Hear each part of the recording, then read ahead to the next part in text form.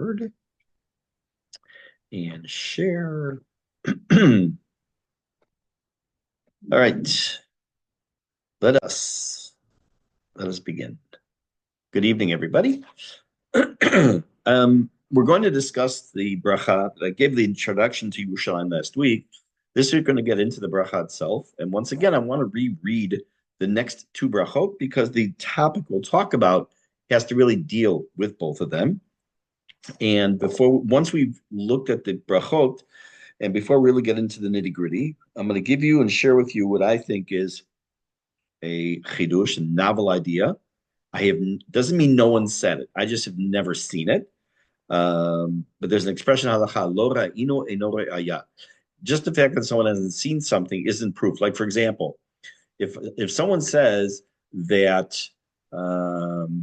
that a house that has in it four stones that are made of blue agate, I think that's a color of stone.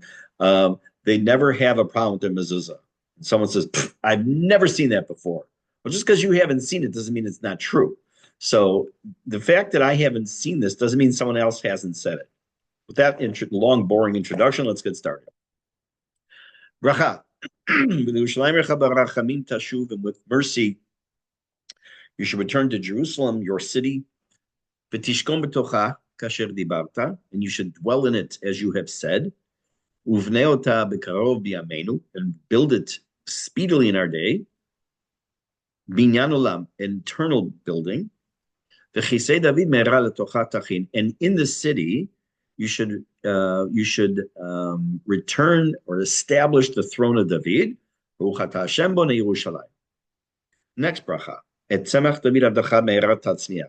The the shoot, sorry, the shoot of the offspring of David, your servant, should quickly be planted or grow rather. The karnot tarum bishuatecha, and the horn of your salvation should be raised.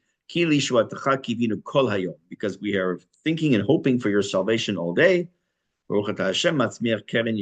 So I posed very quickly a few questions a couple of weeks ago. I want to pose a couple of them again, and I'm going to answer both of them right away before we go into the longer discussion of the bracha. I'm going to start with the second question, and that is over here. What it says here, Uvnei ota bekarov b'yameinu, right? And rebuild it quickly in our days. So if Hashem were to right now, today, build the Beit HaMikdash, or cause it to be built, it's in our days. If he would do it a year from now, we're still, Bezrat Hashem, still around, it'll be in our days. If he does it 30 years from now, and we're around, it'd be in our days. So what does that mean, bekarov b'yameinu? So there's a similar structure of words we've seen before here, and also you'll see it on the night of Pesach. Adir hu yivne beito bekarov. It says Hashem should build his house soon, bekarov b'yameinu, quickly or speedily in our days. So again, you have the same question. What does it mean speedily in our days? Just say bekarov. If I say to you, I'm coming to your house soon, it doesn't mean I'm coming in 30 years, I hope. It means I'm coming in the near future. So saying uvnei ota bekarov should be sufficient. So what do you mean b'yameinu? We have to remember that Hashem transcends time. There's no such thing as time by God.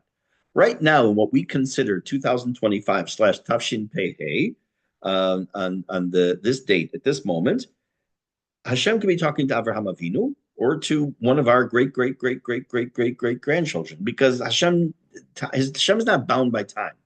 So when we tell God we want to be done soon, well, it's relative. I mean, for God, that could be 1 billion years, right? Or it could be in 2 seconds. So we say bekarov b'yameinu in our reckoning of time. So when we say adir hu yivne beito bekarov, or we say in this bracha, and we've seen it in a couple others, bekarov b'yameinu, that is that we want it speedily in our day, in our reckoning of time. I would recommend and suggest that when a person davens for something, let's say, for example, you're davening for someone for a shidduch, or you're davening for someone for parnasa, and you say, I want it bekarov, I want it soon, it's not sufficient. I would recommend you say bekarov b'yameinu, speedily in our days, because again, we're talking to Hashem. And even though Hashem understands the intention, we know that you can be as clear and as into the minutia of what you want with Hashem. Like if someone's freezing cold, and they say, "Oh, I pray to God, I wish it could just be warm right now," and then God forbid there's a fire in their house. Okay, he didn't say what you wanted, so there's a way to ask. So that's because will be a minute. But I'm going to go back to the original question, and the other ones which will come up again, but one I want to repeat. I put the vav in red here. We had seen a bracha before. It said "V'lamal shinim al tihi tikva." According to Nusach Ashkenaz, the bracha starts with "and to the talebearers let there be no hope." And we discussed that over there. There was a word that was originally there, which was laminim, which is said in Nusach Sfarad, or Adot Mizrach rather. It's laminim v'lamal shinim, to the apostates and to the talebearers. And because of various reasons, usually having to do with censors, the word laminim was taken out, left us with v'lamal shinim. And therefore, the vav stayed to kind of remind people that there was another word before that. That's not what's going on here. The other vav is called, this vav here has a different purpose, in my humble opinion. In order to understand what that purpose is, let's take a look at a couple more slides. We look at Birkat HaMazon in Nusach Ashkenaz, Adot Mizrach, and Nusach Italia. Uvnei Yerushalayim Yera Kodesh B'Hereb Yameinu Baruch Atah Hashem Bonei Berachamav Yerushalayim Amen. You all know that one, right? And build Jerusalem. Yes, now you say, "Whoa, I never noticed that." And build Jerusalem, your holy city, quickly in our days. Same concept. In the way I said, "V'tivnei Yerushalayim Yirach B'Hereb Yameinu." And you should build the city of Yerushalayim, your city, quickly in our days. Baruch Atah Hashem Bonei Yerushalayim. And in Nusach Italia, Uvne et Yerushalayim Mirakosh B'Hereb Yameinu. Almost the same exact words, but all three begin just like in Shmona Esrei with a vav. And why? Here's why I think. In Hebrew, there are many purposes to the vav. One is called the vav hahipuch. Vav hahipuch means as follows. When you look in the Torah or in Chumash, you see Vayomer Hashem el Moshe lemor. In modern Hebrew, when you want to say he will say, it's hu yomar, hu yagid. So yomar is future tense. Vayomer, the vav, switches future to past tense. Vayaged le'echav, and he told his brothers. Hu yagid is future. Vayaged, again, there's talking biblical Hebrew, Tanakh Hebrew. It's called a vav hahipuch, lahafoch, like v'nahafochu. That's one type of vav. Another type of vav is a connector. Ve. Ani rotze lalechet lamakolet liknot gvina v'chalav u'beitzim whatever. I want to go to the makolet and I want to buy this, this, and this. And the connecting vav is that kind of vav. It's the more common that we will be able to know in regular modern Hebrew. There's a pasuk in Tehillim that you all know. Yerushalayim habenuya Yerushalayim, the built up Jerusalem, is the city that connects people together. Gemara in Yerushalmi says, Amar Rabbi Yosha ben Levi. Rabbi Yosha ben Levi said, Yerushalayim habenuya ir shechubra leyachtav, ir shehi osa chol Yisrael chaverim. That Yerushalayim has a power. The power of Jerusalem is to lechaber, to connect people. Doesn't necessarily mean chaverim as in friends, although that would be nice if all the people in Jerusalem would be friends. But the lashon chibur, which is the same shoresh, chaver, which means friend, chibur, which means connection. It connects all Jews together. Oops, I went too far. So my personal belief is that when you look at this bracha, whether it's in Birkat HaMazon, which is this slide, or you look in benching, in Tefilla, which is this slide, and you start almost every time when you talk about Yerushalayim and the rebuilt Yerushalayim, you start with the vav. And that vav is called in Hebrew a vav ha-chibur, a connecting vav, because that's what Yerushalayim does. We're asking not just that the city should be rebuilt, as you have said, which we're going to see what that means, and not just that there should be a Beit HaMikdash, and not just that there should be Mashiach, but it also should act as this connector, bringing all people together. So I think that's why it starts with a vav. I also had a different idea, which doesn't necessarily match exactly, but it fits into the same theme, There's another pasuk in Tehillim that says, Yerushalayim harim saviv la, ata saviv lamo mi'ata v'ad ulam, or Hashem saviv lamo, okay, which means that Jerusalem is surrounded by mountains, and you, God, surround your people from now and forever. When you go into Yerushalayim, and if you stand, let's say you're standing in the old city, for example, and you look around, there's Har HaTzofim, there's all kinds of mountains around. Yerushalayim is kind of not, it's not a valley, but there's all these mountains around there.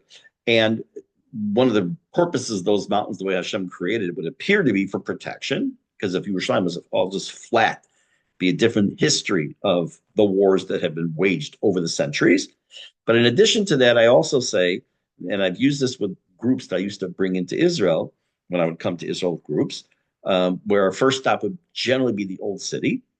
And I said the following idea. When you came to Israel and you saw the first person you had not seen for a while, you're a tourist, you're visiting, what do? Naturally, you run and give a big hug. So I've always felt that the Yerushalayim Harim Savivla, that Yerushalayim has mountains around it, for the very reason that Hashem, as it were, in quotes, is always giving a hug to his people in Yerushalayim, the mountains representing Hashem. So you have this idea of the Vav HaChibur, the connecting Vav, because that's what Yerushalayim does. In addition to that, it also represents this big hug that God is always giving to Yerushalayim, his city that he himself has chosen. I think this also dovetails very well with last week's topic of the significance of Yerushalayim in our lives. Yerushalayim is not just another city. It is the statement from Rabbi Yehuda Halevi, one of the greatest Paitanim authors, writers of Hebrew, we say liturgical poetry. It just sounds so weird in English. Liturgical poetry, which is probably one of his most famous lines, is Anochi b'ma'arav, libi b'mizrach, v'anochi b'sof ma'arav. My heart is in the east, and I am in the farthest in the west. He was in Chutz La'aretz, and he's pining away for his Jerusalem, which is much further east. He says, my heart is in Jerusalem, but I'm in the west. So, and we know, we talked about that. All its tefillot have to go derech Yerushalayim. They go by way of Jerusalem. We face Jerusalem when we daven, no matter where you are. If you're in Israel, if you're up north, you face south. If you're down south, you face north, etc. In Chutz La'aretz, you face Yerushalayim, or Israel.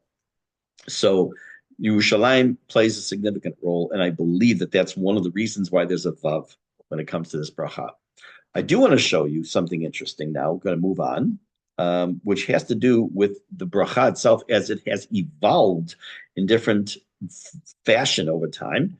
In Kufat HaGeonim, this is that sefer I told you someone had given to me. I came across this, and I find it fascinating because the wording here is going to sound, these are the same two brachot we just looked at in Nusach Ashkenaz. This is going back now to about 1,000 years ago. This is one of the ways the bracha was written. And it'll sound familiar, but for a different context. Have mercy on us, God. Al Yisrael Amach, or Amecha, on your people Israel. Val Yerushalayim Irecha, and on your city Jerusalem. Val Tzion Mishkan Kvodecha, and Zion, the home of your abode, your holy abode. Val Habayit HaGadol HaKadosh, and on your big, great holy house. Baruch Ata Hashem Bonei et Yerushalayim. Slightly different. And where does it sound familiar? From Al Michya. This is the similar phraseology you find in Al Michya. The next bracha that we saw before, the next one after it, also slightly different. Et Tzemach David Ata Tatzmiach. The word Ata with an ayin means now. The offspring of David, you should right now plant and cause to grow. The Karnenu Tarum Bishuatech, and let our horn be raised with your salvation. Baruch Ata Hashem Matzmiach Keren Yeshua. Blessed are you, Hashem, the one who causes the horn of salvation to flourish. Now you'll notice something fascinating about this bracha, and they're not just stam showing you that there are different versions. You'll notice there's something missing relative to how it's said today in every other nusach.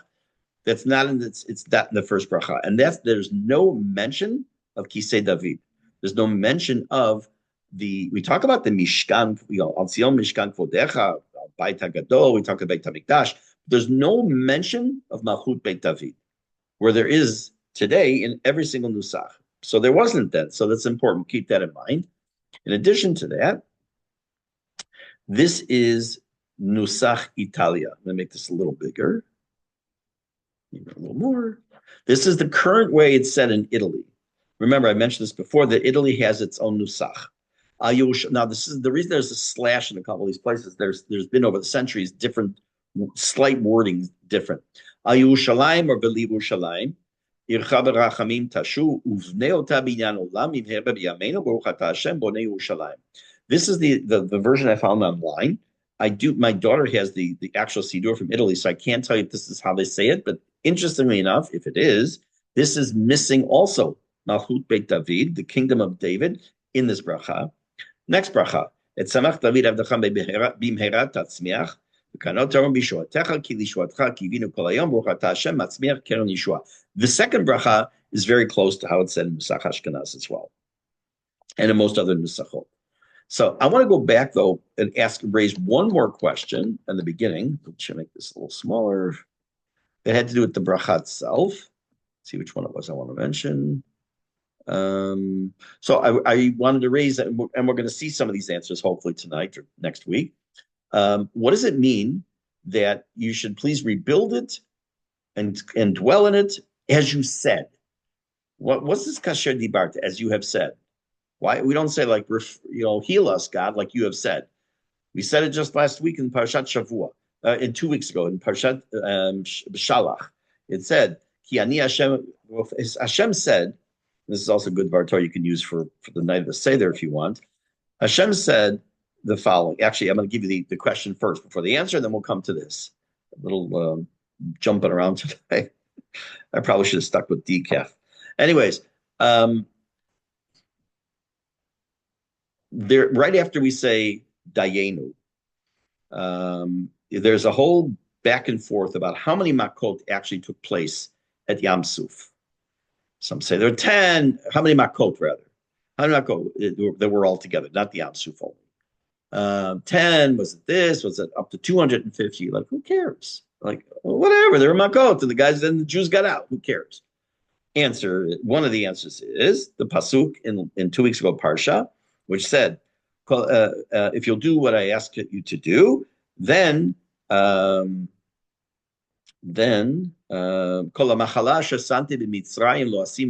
the pain of the illness I brought to Mitzrayim, I will not bring to you. Ki ani Hashem rofecha, because I am Hashem, your doctor, your healer.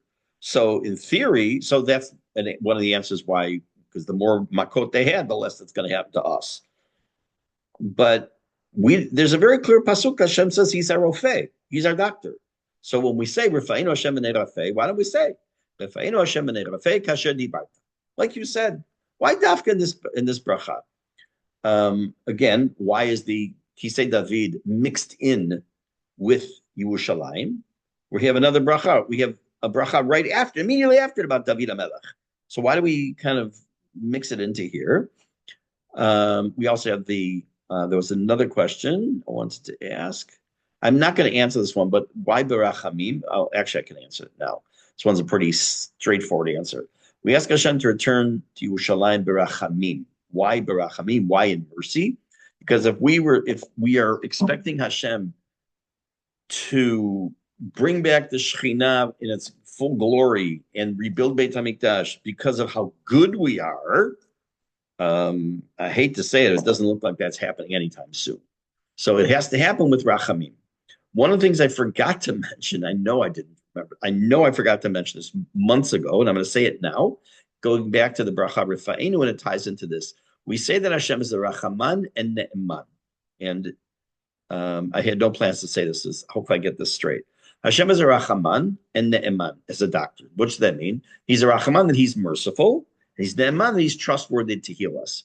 So just say Hashem is a Rachaman or Hashem is Ne'eman. Why do you say Rachaman and Ne'eman? So let's say I don't think I said this back then, but it popped in my head now because of the word Rachamim here. So let's say, for example, I'm a doctor. My mom finally could say my son the doctor. I'm a doctor, and I walk into a patient's room, and I see that, unfortunately, this patient is quite sick and is going to need to have some very heavy-duty medication it's going to make the person sick right now. Eventually, it'll help them. But I'm a Rachaman. I don't want to give them medication. I feel I have mercy on them. I don't want to hurt them. I just don't want to hurt them. So I'm a rachaman. On the other hand, I come in there and I say, stinks for them, but I don't care. I'm just going to give them what they need. It's going to hurt. I'm ne'eman because that's what I got to do. So we say that Hashem is both. Hashem is a rachaman. He doesn't want to hurt us when we have to heal. At the same time, we also understand that he is ne'eman. In spite of that, that he is going to do what needs to be done to see to it that we get healed. Okay. So now we're going to talk about this bracha a little bit more. Let me stop the screen share for now. And move you over to here. Move this over to here. Okay. So I want to start with from a point that I mentioned at least a couple of weeks ago about this bracha, and that has to do with the Gemara in Yerushalmi. The Gemara in Yerushalmi tells us in brachot that originally the brachot of the laminim v'lamalshinim and the bracha of Bonei Yerushalayim were actually one bracha. It doesn't exist like that today anywhere, but originally that's how it was, at least in the Yerushalmi. And it tells us that for what really is for us the next two brachot, about Yerushalayim Yechav Rachamim Tashuv, and the next one, Et Tzemach David, combines them as well. So about the restoration of the dynasty of King David. So obviously now it lowers the amount of brachot to 18. Remember, it started with 18, went up to 19 when they added the bracha laminim v'lamalshinim or the lamalshinim, and now if they did combine, now we're back to 18. But it is very clear from the chatimata bracha. The chatima is the Baruch Atah Hashem part. It's the original way that it was in the Yerushalmi, and I'm going to get past this technical stuff in a minute to get to a real point. So if you find this, just go on. It'll be in a minute. Is Baruch Atah Hashem Elokei David ubonei Yerushalayim. Blessed are you, Hashem, the God of David and the builder of Yerushalayim. We do not do that. Obviously, that's not the bracha or the brachot in any way, shape, or form in any version that's used today. At some point, according to Midrash Tanchuma, it was decided to separate those brachot, the bracha of Yerushalayim, from bracha of David, to separate them. So we have the bracha of V'li Yerushalayim Yechav Rachamim Tashuv, and we have Et Tzemach David, like we just saw on the screen. The question is, why should they be together in the first place? They have different words. Why would they? There's an expression in Gemara which is the hava abina. What was I thinking? What's the hava mina to say? That those two brachot, the idea of the Beit David, Malchut Beit David, again meaning the kingdom of David, and Yerushalayim, building Yerushalayim, should be in one bracha because they have two different themes. Because one deals with the presence of Hashem in the holy city of Yerushalayim, that we want Hashem's Shekhinah, his divine presence, to return to Jerusalem. The other one is really political. It's a political redemption, having the Beit HaMikdash, having Mashiach. There seems to have been some kind of a pull to try to combine those two into one. So you could also say, who cares right now? Because they aren't. They're in two different brachot. We have Yerushalayim and we have Et Tzemach David. So why bother even talking about it? But the truth of the matter is that there is a reason to talk about it, because even though we have two separate brachot, as I pointed out, the first bracha also mentions Malchut Beit David, right? It talks about it in there. The second bracha doesn't mention Yerushalayim. The bracha Yerushalayim mentions Yerushalayim and Malchut Beit David. The bracha about David, Et Tzemach David Avdacha, doesn't mention Yerushalayim. And that one's completely devoted to David, to the Davidic dynasty, almost a deliberate keeping Yerushalayim out of the picture when talking about Malchut Beit David. So I want to start from a perspective that we cannot have a bracha about Yerushalayim without referencing the throne of David. Because having Yerushalayim restored, the restoration of a Beit HaMikdash, without having David HaMelech, i.e. Mashiach, King Melech HaMashiach, is missing something. It's lacking something critical. David is an important element in our understanding of Yerushalayim, but not vice versa. Meaning, we could have the Melech, we could have the Davidic dynasty, but is not necessarily intertwined with Yerushalayim as a foregone conclusion, and we'll see what that means shortly. The bracha begins with Yerushalayim Yecha Barachamim Tashu. We want Hashem to dwell, to return into the city of Yerushalayim. And again, there are two themes there. One, Yerushalayim and David are distinct from each other. And then we would have said, oh, you know what? The first bracha deals with spiritual development, the Hashrat Shekhinah, right? The coming of, the resting of the Shekhinah onto the people, onto the city. And because Jerusalem is the seat of the Shekhinah, where the Beit HaMikdash will be, this is the spiritual phenomenon. And then the second bracha deals with the political theme. It deals with Jewish sovereignty. It deals with political independence. It deals with national success, David, and establishes the model for the kingdom, for a Jewish kingdom. And I don't mean this sarcastically, not beholden to any other country, not the United States, not to be completely as under al-Malchut Shamayim, but unified and powerful. So in other words, the first bracha is about Hashem and his exile from Israel. We're asking the exiled God, again, we'll see what that means in a minute, come back. And the second one, the second bracha at Tzemach David, is about the Jews, their exile from the land, and their return, their disenfranchisement politically, and their desire and need to be back in Israel under a king.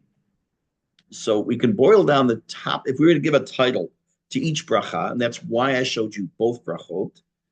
The first bracha would be about the return of the Galut HaShechina, the exiled divine presence coming back to Yerushalayim.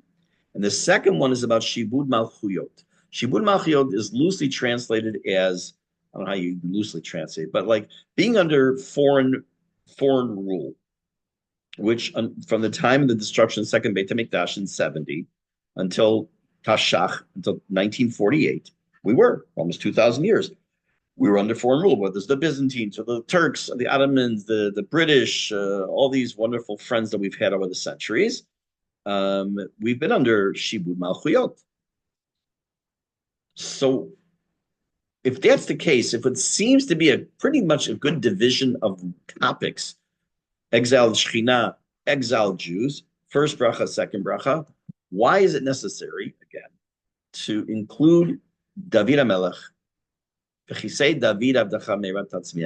Why mention David HaMelech in the first bracha about Yerushalayim? What's it mean? So first I want to talk about what does this mean that the Shekhinah is in Galut. So I'm going to show you a Gemara. Bring it here on the screen.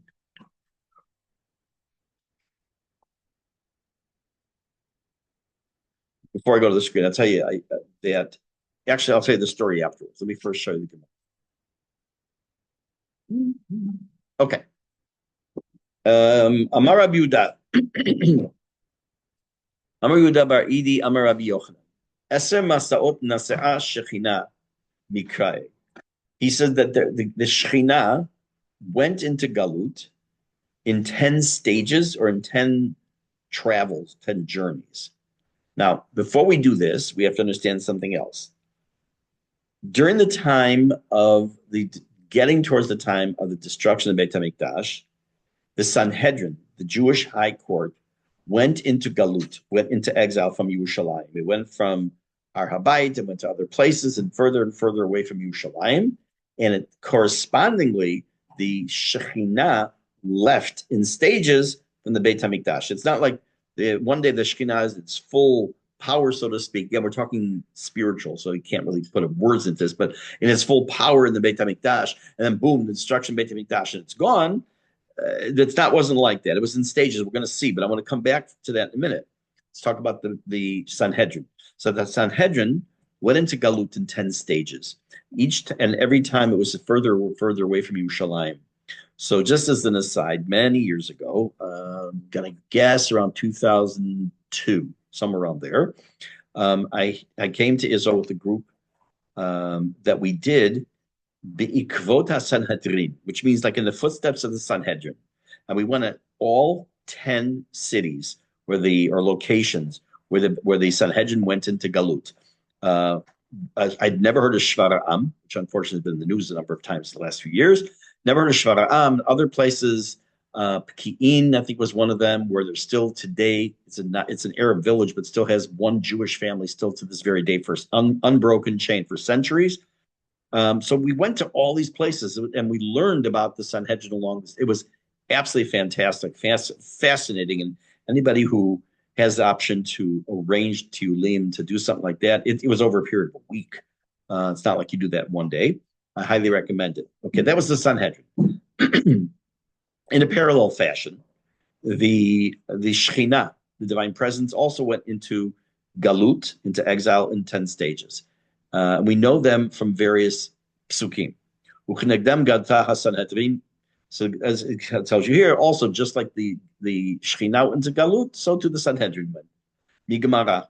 We know it from the Gemara. It doesn't mean the Gemara, it means more like Mesorah. It's been handed down to us.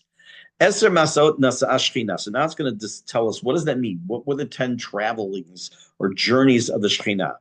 We see that from the Mikrae. Now, when the Gemara uses the word kra, kuf, resh, aleph, it means Torah.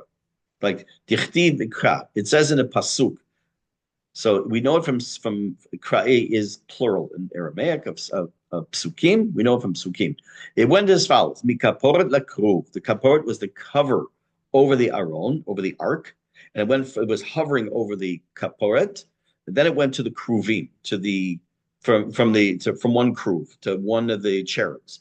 When we kruv the kruvim from one kruv to the other, when we kruv the miftan, and from that second kruv until what's called the miftan is the threshold of the doorway of the area of the Beit Hamikdash. Umi miftan chatzer, and from there from the miftan to the courtyard. Umi chatzer mizbeach, and then from the chatzer to the ark to the altar. Umi mizbeach legag, and then it went up to the rooftop of the Beit Hamikdash. Migad lechuma, and from there it went to the wall of the city, to the wall of Beit Hamikdash. Umichoma la'ir, and from the wall of the Beit Hamikdash to the wall around the city. Parenthetically, not the wall you see today, as you know from the Jewish history class. That's only 500 years old from Suleiman the Magnificent. Umeir lahar, and from the city itself, it went to the mountain. Umehar lemidbar, and from the mountain to the desert. Midbar al tav yashva b'mikuma, and from the desert, I'm assuming it means Midbar Yehuda, which is right behind us here in Malay Adumim, which we're right next to. And it went from there, from the desert, and it rested in its place somewhere in Shamayim, Shenemar, Elech Ashuva El Mekomi, because the Pasuk in Hosea says, I will go and return to my place. What is the place from which Hashem's divine presence emanates is truly in the Shamayim. So when you hear this Gemara, it kind of puts a little bit more of a perspective on this bracha, putting aside the questions for a minute that we've been raising and we're going to come back to, which is, and to Yerushalayim, your city, you should return and dwell in it. Because technically, the Shekhinah is in Galut. Now, what does that mean, tachlis? What does that really mean? We talked about this already in this class and in a couple other classes as well, not just in the Tefillah class. That, again, when you talked about just the other day in Pirkei Avot, that we're not talking about something physical, we're talking spiritual. So the power, the strength, the concentration of the Shekhinah is that level of concentration is no longer in Israel itself. It's no longer by Har Habayit. It's no longer in the Temple Mount. It's being reserved and it's been pulled back. Hashem is in this power of the Shekhinah is in Galut. So when we daven for Hashem Shekhinah to return, let's put it into human terms for a minute. Let's say it is 1700. Let's say it's about 500 years ago. There are Jews living here, but it's obviously not under our rule. It's obviously we don't have any shlita over the land. There's a handful of Jews living here, and they decide to make a bracha specifically for Jews to encourage Aliyah and that they should move to Israel. And all the people are in Galut. Okay, so now you can picture the Jews have been in Galut by that point, let's say for almost 1,600 years. And a bracha is fashioned to daven for these people to return to Israel.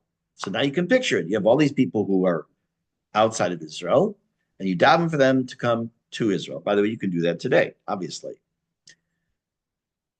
Where are they? They're not here. Maybe their neshamas in Israel. Maybe their heart is in Israel, like Rabbi Yehuda Levi said when he said, "Libi b'mizrach v'anochi b'sof ma'arav." But tachlis, they're in Chutz La'aretz. So when you daven for someone like that, whether it's in 1700 or in 2025, Tafshin Pei Hey, you can picture that. You can understand that she lives there, and you want them here. It's harder to do that when you're talking about something spiritual.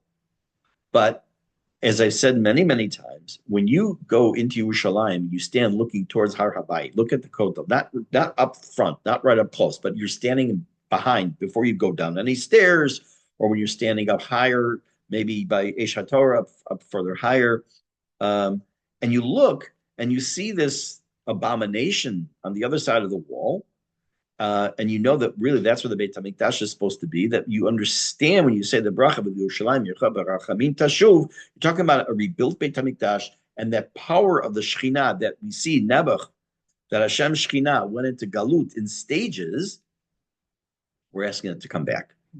Just like you're asking Kiviyachol for the people who want to make Aliyah to be able to come on Aliyah, so too we're asking for Hashem Shekhinah, so to speak, to come on Aliyah.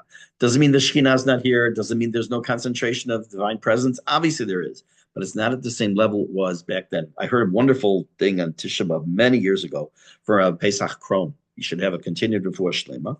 He had a stroke that he, thank God, survived, and I heard him speaking after the stroke, and obviously he had a stroke, you can tell, but he still has it. It's unbelievable. Baruch Hashem. That he said what was going on in the Beit HaMikdash, in the Kodesh Kodashim, in the Holy of Holies, just before the actual fire hit, really on the 10th of Av. It started on the 9th, but it really got intense and did most of its damage on the 10th.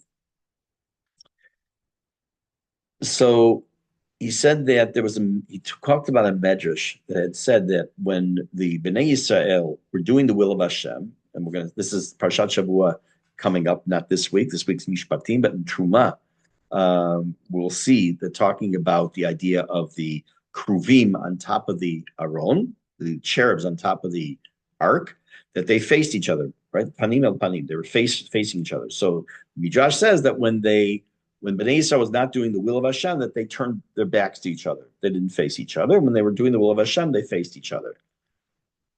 So he quotes the Midrash, and I honestly don't remember. My guess is going to be in Echa Rabati, which is the Midrash on Echa. It's probably there, but I don't remember for sure. He said that just before the destruction, the two angels were facing each other. And he says, how can that be? How is it that the height of the beginning of the actual destruction, the burning of the Beit HaMikdash, that the two angels are facing each other? He says that he quotes the Midrash that the angels were hugging each other goodbye. Can that be any more sad a thought? And this is not Hashem just decided to leave one day. Again, put it into context. This is all what this bracha is. This is all these underlying parts of this bracha. And we're going to come back to all the other questions tonight or next week. But it is our fault. We said this last week. Every generation in which the Beit HaMikdash is not rebuilt, it's on us because we're doing something wrong. When I say we, it doesn't mean you and me. It's the collective Am Yisrael. Our people need to get our act together, and that'll help bring the Beit HaMikdash. So when we say the bracha, understand what you're really saying. Understand what we don't have, which I talked about last week. Understand what we want, and how it's really incumbent upon us to see to it that really does come to fruition. Let me just mention a little bit more about these questions. And the main question being, why do we have two brachot, one about Hashem's return, one about David's return, but David's mentioned in the first one also, and Yerushalayim's not in the second one. The implication is that the concept of Yerushalayim by itself is incomplete without some political expression. When I say political, I don't mean that, Likud and Bayit Yehudi and all that stuff. I'm not talking about that kind of politics. I'm talking the real thing, the real politics, meaning our having shlita, having rule of this country with a melech, with a king, the way we're supposed to be. So that Yerushalayim is incomplete without this political expression, without a melech, without a Beit HaMikdash. It's incomplete.